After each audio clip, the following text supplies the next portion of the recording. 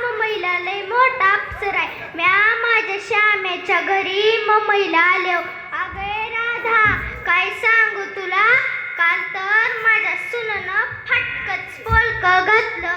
म्या विचारलं, सुनबाई माझा पोरगा लय मोठा अफसर आहे आणि तू फाटकं कसं ग पोलकं घातलंस?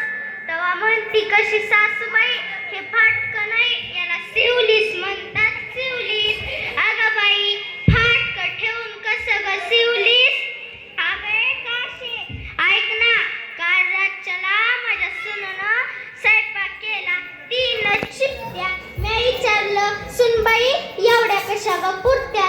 तेव्हा म्हणती कशी सासूबाई, तुम्हीच खा, आमच्या दोघांचं डायटिंग आहे, ती डायटिंग.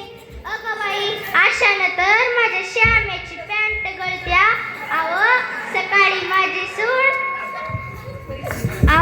सकाळी माझी सून टॉक टॉक टॉक टॉक करत बाहेर गेली.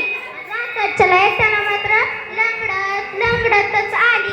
मी विचारलं, सुनबाई कुठं ग पडली? तेव्हा म्हणती कशी सासूबाई, चप्पलची हिलच निसटली. अगं बाई, म्हणूनच तू अशी लचकन लचकली.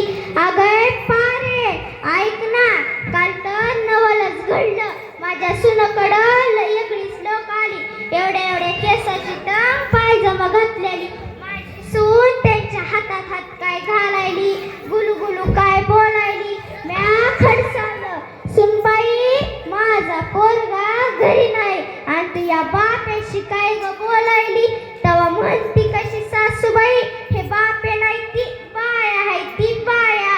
अगं बाई, मम्मीत लुगडी काय बापे घालती की काय? काय सांगू नवल मंडळी, काल माझी सून वडपून जायला गेली आणि पूजा अर्धवटच टाकून परत आली. मी विचारलं, सुनबाई का ग परत आली? तेव्हा म्हणती कशी सासूबाई, फेऱ्या घालून घालून चक्करच आली. अगं बाई, अशी ग कशी तुझी रीतच निराळली. तेव्हा माझ्या समोर बसलेल्या सासवांनो, तुम्ही नका म्हणू, आमच्या काळात अशी रीतच नव्हती.